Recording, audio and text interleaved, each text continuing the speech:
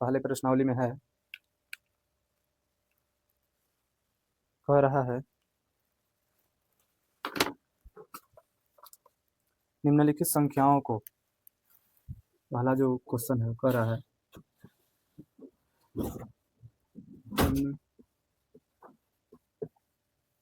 निम्नलिखित संख्याओं को अभाज्य गुणनखंडों के गुणनफल के रूप में व्यक्त कीजिए। तो अभाज्य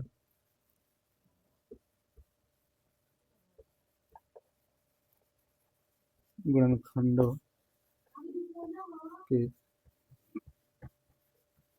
गुणनफल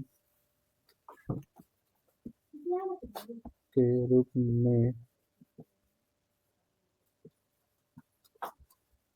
व्यक्त करते हैं। पहला क्वेश्चन है जो 140, पहला क्वेश्चन है जो 140।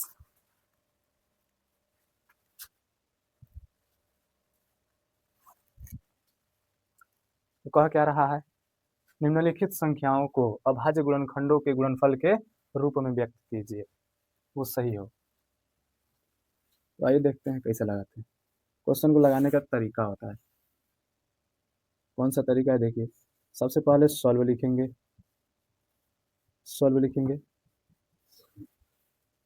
फिर क्वेश्चन को एक बार सॉल्व में लिख लेंगे। उसके बाद से क्या करेंगे देखिए, इस तरह से करने के बाद अभाज्य गुणनखंड किस तरह से करते हैं, कौन कौन सा ट्रिक अपनाते हैं, तो सब देखिए। इसमें पहला जो स्टेप है, जो अभाज्य गुणनखंड करने का पहला स्टेप है, वो देखेंगे कि इकाई के स्थान पे कौन सा संख्या है। अगर सम संख्या है तो सम संख्या से इसी संख्या में भाग देंगे, अगर विषम संख्या है तो विषम संख्या से इसमें भाग देंगे। तो अगर सम संख्या है इसके लास्ट में 0 है यानी सम संख्या है। जब सम संख्या है तो सम संख्या के सबसे छोटी संख्या कौन है, 2 है। तो सबसे पहले इसमें 2 से भाग करेंगे, सबसे पहले 140 में 2 से भाग करेंगे। तो 2 से जब भाग करेंगे तो कितनी बार में जाएगा, 70 बार में। माइनस लगाएंगे, इसे घटाएंगे तो कुछ भी नहीं बचेगा। कितना हमारा भागफल आया, 70 आया। किससे भाग दिए हैं, 2 से भाग दिए हैं। समझ में आया। जो ये अभाज्य गुणनखंड खंड हम करते हैं, और जो यहाँ से काट के यहाँ लिखते हैं, वो यहीं से लिखते हैं, भाग करते हैं इसमें, जितना भागफल आता है वो इसके नीचे लिखते हैं। ठीक है। अब देखिए, अब इसके लास्ट में देखेंगे, जो हमारा भागफल आया है उसके लास्ट में इकाई के स्थान पे देखेंगे कौन सा संख्या है। सम संख्या है तो सम संख्या से भाग देंगे, अगर विषम संख्या है तो विषम संख्या से भाग देंगे। यहाँ कौन सा संख्या है, सम संख्या है, तो सम संख्या से भाग देंगे। कितनी बार में जाएगा, 35 बार में। अब देखिए यहाँ विषम संख्या आ गया, कौन सा संख्या, विषम संख्या। 5 है तो 5 यानी विषम संख्या है, तो इसमें विषम संख्या से ही भाग देंगे, सम संख्या छोड़ देंगे। विषम संख्या क्या होता है, 1 होता है, 3 होता है, 5 होता है, 7 होता है, 9 होता है, 11, 13, 15, इसी तरह से अनंत तक संख्याएं होती हैं। पहले हम लोग किससे भाग देंगे, 3 से। 3 से नहीं भाग जाएगा तब किससे, 5 से भाग देंगे। 5 से भाग दे के देखते हैं, 5 सते 35, 7 बार में गया। और 7 भी कौन सा संख्या है, विषम संख्या है, तो विषम संख्या है तो किसी संख्या से कटेगा नहीं, ये खुद से ही कटेगा।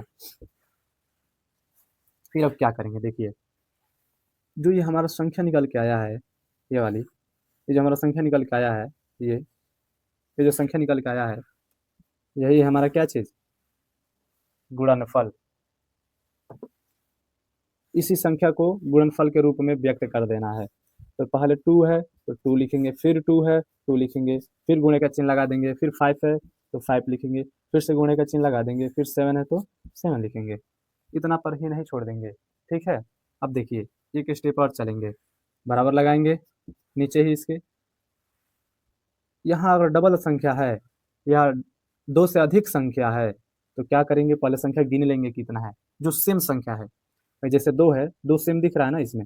अगर 3 होता, 4 होता, इसी तरह से 2 लगातार होता, 3 4, तो गिन करके जितना होता उस पे जैसे अंक लिख देते। ठीक है, स्क्वायर लगा देंगे, जितना होगा गिन के लिख देंगे इसके ऊपर। 5 यहाँ पे 1 है तो क्या लिखेंगे, 5 एक ही लिखेंगे, फिर गुणे का चिन्ह लगा देंगे। 7 अकेले है तो 7 को भी वैसे ही लिख देंगे। यही हमारा आंसर निकल के आ जाएगा। यही है गुणनफल। अभाज्य गुणनखंड हमने कर दिया, और गुणनफल के रूप में व्यक्त कीजिए। गुणनफल के रूप में व्यक्त कीजिए, तो ये है गुणनफल के रूप में। ठीक है, फिर दूसरा क्वेश्चन देखते हैं इसी तरह से। दूसरा क्वेश्चन कह रहा है 156 कह रहा है। ठीक है, इसको भी सेम टू सेम ऐसे ही हल करेंगे। 156, ठीक है। सोल्व लिखने के बाद बच्चे सोचने लगते हैं कि क्वेश्चन को कैसे सोल्व करें। जब कोई भी क्वेश्चन सामने आता है तो सोचने लगते हैं कि कैसे सोल्व करें। तो सिंपल सा तरीका है, पहले सोल्व लिखो, फिर क्वेश्चन को एक बार लिख लो। सोल्व में लिखने के बाद फटाक से दिमाग में आएगा कि इस तरह से तो करना ही है। फिर ये लिखने के बाद ध्यान जाएगा कि कौन सा इसके इकाई के स्थान पर संख्या है, सम है या विषम है। अगर सम है तो सम संख्या से भाग देंगे, विषम है तो विषम संख्या से भाग देंगे। लेकिन यहाँ कौन सा संख्या है, सम संख्या है, तो हम लोग किसे भाग देंगे, सम संख्या से ही भाग देंगे। सम संख्या से भाग दीजिए 156 में, भाग दीजिए इसमें, भाग देंगे और जितना भागफल आएगा उतना यहाँ लिख देंगे। तो भागफल भाग करते हैं इसमें तो कितना होगा, देखिए माइनस लगाएंगे, घटाएंगे 1 बचेगा, 16 इधर आएगा, फिर 2 से इसमें भाग करेंगे 8 आएगा, फिर यहाँ 16 लिखेंगे और क्या करेंगे, घटा के लिख देंगे, कुछ भी नहीं बचा, कट गया। कितना आया हमारा भागफल, 78। कितना आया, 78। फिर देखिए सम संख्या है तो सम संख्या से भाग देंगे, 3 और 9।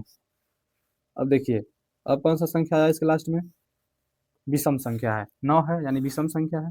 जब विषम संख्या है तो विषम संख्या से ही काटेंगे, यानी भाग देंगे।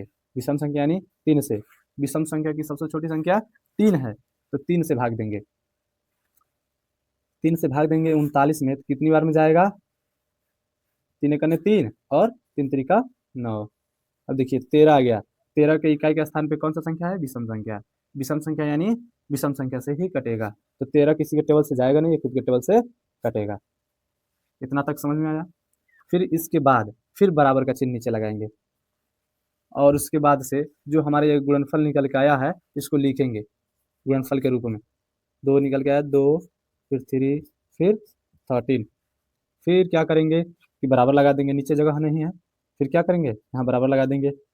2 कितनी बार है, 2 बार है, तो इसके ऊपर 2 लगा देंगे, फिर गुने का चिन्ह लगाएंगे। 3 कितनी बार है, 1 बार है, तो 1 बार लिख देंगे। 13 कितनी बार है, 1 बार है। तो यही हमारा क्या है, गुणनफल के रूप में व्यक्त करते हैं।